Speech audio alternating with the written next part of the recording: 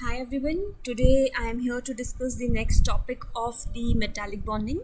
So today we'll be discussing the next theory for explaining the concept of the metallic bonding. So the theory that is called as the valence bond theory है ना. सो VBT जो है ये आपने इसके पहले भी काफ़ी बार पढ़ी होगी, बट आज हम वैलेंस बॉन्ड थ्योरी जो है इसको डिस्कस करेंगे with the point of view of a metallic bond. Okay, so let us before going to the today's lecture, let us revise the previous lecture. So in the previous lecture we have discussed about the properties of metals.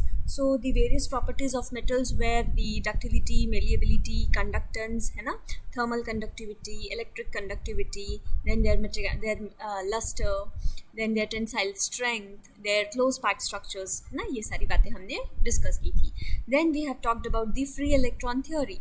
In the free electron theory we have discussed that the bonds which is formed between between the different atoms of the metals, that was a metallic bond. और वो जो metallic bond है उसको explain करने के लिए हमने free electron theory को एक्सप्लेन किया था या फिर डिस्कस किया था. सो फ्री इलेक्ट्रॉन थ्योरी में हमने देखा था कि जब भी एटम्स जो हैं वो एक दूसरे के पास आते हैं, so what happens there, the ionization energy of the atoms is less. That is usually metals की आयोनाइजेशन एनर्जी कम होती है, इसलिए वो अपने इलेक्ट्रॉन्स ईजिली लूज़ कर देते हैं और वो कटायंस में फॉर्म होते हैं, राइट. अब क्योंकि क्लोज पैक्ड स्ट्रक्चर्स होता है मेटल्स का, इसीलिए वो जो एटम्स हैं एक दूसरे के काफ़ी पास होते हैं, इसलिए उनके आउटर ऑर्बिटल्स एक दूसरे के साथ ओवरलैप्ड रहते हैं, राइट. और जो इलेक्ट्रॉन्स हैं वो एक दूसरे के ऑर्बिटल्स में इजीली फ्लो कर सकते हैं, इसलिए हमने उन इलेक्ट्रॉन्स को डीलोकलाइज्ड इलेक्ट्रॉन्स कहा था. और कटायंस जो है उनकी पोजीशंस फिक्स्ड होती है, दे आर लोकलाइज्ड, इसलिए हमने उनको कर्नल्स कहा था, राइट. सो हमें ऐसा पता चला था कि जो मेटालिक क्रिस्टल होता है वो एक सी ऑफ इलेक्ट्रॉन्स होता है जिसके अंदर लोकलाइज्ड कर्नल्स जो है वो होते हैं. और हमने फिर मेटालिक बॉन्ड को डिफाइन किया था. कैसे डिफाइन किया था? It is the force of attraction between the stationary cations and the delocalized electrons, है ना. जो फोर्स ऑफ अट्रैक्शन है between the delocalized electrons and the localized kernels या फिर कटायंस, इनमें जो फोर्स ऑफ अट्रैक्शन है उसे हमने कहा था मेटालिक बॉन्ड, है ना. इसी थियोरी को हमने फ्री इलेक्ट्रॉन सी थियोरी भी कहा था. उसके बाद में लास्ट टॉपिक जो हमने डिस्कस किया था that was the properties of metals based on the free electron theory. So यहाँ पे हमने 4 प्रॉपर्टीज डिस्कस की थी. पहली प्रॉपर्टी थी मेटालिक लस्टर की. सो क्योंकि इलेक्ट्रॉन्स जो हैं वो फ्रीली होते हैं, डीलोकलाइज्ड होते हैं, सो जब भी कोई रे ऑफ लाइट उसके ऊपर फॉल होगी, इलेक्ट्रॉन्स एक्साइट होंगे एक्साइटेड लेवल पे, and then it will come to the ground state, right. And whenever they will come to the ground state they will emit an energy, उसके वजह से वो shiny होते हैं, right. Then we have discussed about the thermal conductivity. अगर मैं एक iron rod को या फिर एक मेटल रॉड को एक एंड पे हीट कर रही हूँ तो मेरे को थोड़ी देर के बाद दूसरा एंड जो है वो गर्म लगेगा. ऐसा क्यों होता है? This is because the atoms, the cations और जो इलेक्ट्रॉन्स होते हैं वहाँ पे वो हीटेड अप हो जाते हैं, उसके वजह से उनको एनर्जी मिल जाती है, इसलिए वो वाइब्रेट करते हैं. वाइब्रेट होते हैं इसलिए एक दूसरे से टकराते हैं और उसी वजह से हीट जो है वो एक एंड से दूसरी एंड की तरफ ट्रांसफ़र होती है, right. So this we have discussed. Next was the electrical conductivity. So electrical conductivity क्या है? जब भी इलेक्ट्रॉन्स अपने अपोजिट पोटेंशियल की तरफ मूव होंगे, राइट, उसी को हम कहते हैं इलेक्ट्रिकल कंडक्टिविटी. ओके, सो जब भी इलेक्ट्रॉन्स जो हैं वो मूव होंगे, so current flows in the opposite direction, and hence the metals जो हैं they are the good conductors of electricity. तो ये क्यों हुआ? क्योंकि इलेक्ट्रॉन्स जो हैं वो डीलोकलाइज्ड है, इसीलिए ये हुआ. लास्ट में हमने देखा था malleable and ductility, right. So metals जो है इसके हम शीट्स बना सकते हैं, वायर्स बना सकते हैं, इसी प्रॉपर्टी को हम कहते हैं मेलिएबिलिटी एंड डक्टिलिटी. जब भी हम स्ट्रेस देंगे किसी भी मेटल को तो उसके कटायंस जो हैं वो शिफ्ट होंगे. क्यों शिफ्ट हो पाते हैं वो? क्योंकि उनकी जो मेटालिक बॉन्ड है वो नॉन डायरेक्शनल होती है, राइट. इसीलिए they can be converted from one form to the another, मतलब उसका शेप जो है वो आप चेंज कर सकते हैं, right. So this is all we have discussed in the previous chapter or in the previous lecture. So today we'll move forward with the today's lecture, that is nothing but the valence bond theory. So you all know what is valence, right. So valence bond मतलब यहाँ पे हम valence electrons के बारे में बात करेंगे. So first let us discuss about the chemical bonding in the crystalline solids. So crystalline solids में we have ionic bonding, we have covalent bonding and we have metallic bonding. Right, क्योंकि हम metallic bonds की बात कर रहे हैं. सो यहाँ पे आप देख सकते हैं कोवैलेंट बॉन्ड में क्या हो रहा है, देयर इज शेयरिंग. ये वाला एटम और ये वाला एटम ये इलेक्ट्रॉन्स जो हैं इनको शेयर कर रहा है. वैसे ही these electrons are shared, these electrons are shared and these electrons are shared, right. But हमने कल देखा था कि मेटालिक बॉन्डिंग में शेयरिंग ऑफ इलेक्ट्रॉन्स जो है वो पॉसिबल नहीं है, राइट. इसलिए यहाँ पे कोवैलेंट बॉन्ड जो है वो यूजुअली पॉसिबल नहीं रहेगा, ठीक है. लेकिन according to the valence bond theory जो मेटालिक बॉन्ड होता है that is essentially a covalent bond, ठीक है. वो क्या बोल रहा है कि ये जो मेटालिक बॉन्ड है ये कोवैलेंट बॉन्ड है और this is formed by the equal sharing of the electrons. लेकिन ऐसा तो पॉसिबल नहीं है. क्यों?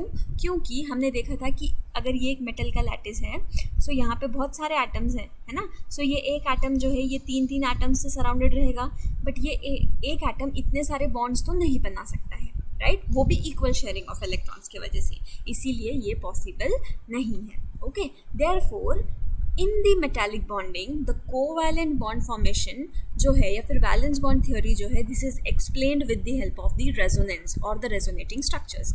सो now what do you mean by resonance, है ना. सो ये बेंजीन पे हम समझने की कोशिश करते हैं. Now if this on this benzene if this double bond attacks on the electrophile, what will happen, the electrophile will get attached here and will get a positive charge, है ना. Now what happens, these electrons will shift here, so positive charge will come here as you can see here.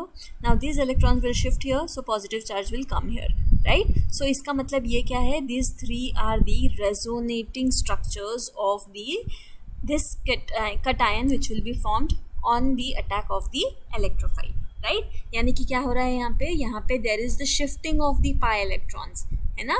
उसको हम क्या बोलेंगे, resonating structures. यही आप benzene में देख सकते हैं, this is one of the resonating structure of the benzene. Now if this bonds are shifted so you can see here another resonating structure is being formed. Now ये भी एक structure है, ये भी एक स्ट्रक्चर है, तो एक्चुअल स्ट्रक्चर कौन सा, एक्चुअल स्ट्रक्चर ये या फिर ये. So this is the most stable form. जो मोस्ट स्टेबल फॉर्म होता है उसको हम बोलते हैं हाइब्रिड फॉर्म या फिर उसको हम कहते हैं हाइब्रिड स्ट्रक्चर. ओके, सो वैलेंस बॉन्ड थ्योरी में जो कोवैलेंट बॉन्ड फॉर्मेशन दिखाता है या फिर मेटालिक स्ट्रक्चर की जो स्टेबिलिटी दिखाता है वो बोल रहा है कि यहाँ पे जो स्ट्रक्चर्स रहेंगे they will be the resonating structures of the metal atoms. Okay, so यहाँ पे हमारे पास बहुत सारे डिफरेंट रेजोनेटिंग स्ट्रक्चर्स रहेंगे. अब क्योंकि रेजोनेंस हो रहा है so large number of atoms are bound together in the metal. Okay, इसका मतलब ये है कि ये जो मेटल लैटिस है हमारे पास, यहाँ पे जो बहुत सारे एटम्स एक दूसरे के साथ अटैच्ड है वो क्यों है, that is because of the resonating structures. Okay, और जो रिजल्टेंट स्ट्रक्चर होता है उसको हम क्या कहते हैं, that is called as the resonance hybrid. Okay, so now let us see what happens in the metal lattice. Okay, so now this is a metal lattice. So कौन सा metal lattice है ये, this is a lithium crystal lattice. So lithium crystal lattice, it has a BCC structure. So here you can see the central metal, it is surrounded by the 8 other lithium atoms, है ना. So ये इन सब के साथ bond form करेगा ऐसा तो possible नहीं है. Why? Because the lithium atom has only one electron in its outermost shell, है ना. इनर में 2 इलेक्ट्रॉन्स रहेंगे और आउटर में एक ही इलेक्ट्रॉन है. इसका मतलब लिथियम जो है वो एक ही इलेक्ट्रॉन किसी को दे सकता है और एक ही इलेक्ट्रॉन किसी से ले सकता है. तो वो एक से ज़्यादा बॉन्ड फॉर्म करेगा ऐसी पॉसिबिलिटी तो यहाँ पे नहीं होगी, ठीक है. सो हेंस हम क्या करेंगे अभी, will assume the lithium bond which is formed with the help of the resonance. Okay, so let us see how it happens. So here you can see the resonating structures of the lithium bond. So here we have different possibilities. In the structure A you can see 2 lithium atoms are sharing one electron. So this is इसने एक दिया तो इसने अपना covalent bond बनाया, right. ऐसे ही इसने एक दिया तो इसने अपना कोवैलेंट बॉन्ड बनाया. तो या तो ये A पॉसिबल है या फिर दिस बोथ टुगेदर ये वाला बॉन्ड जो है ये भी पॉसिबल है.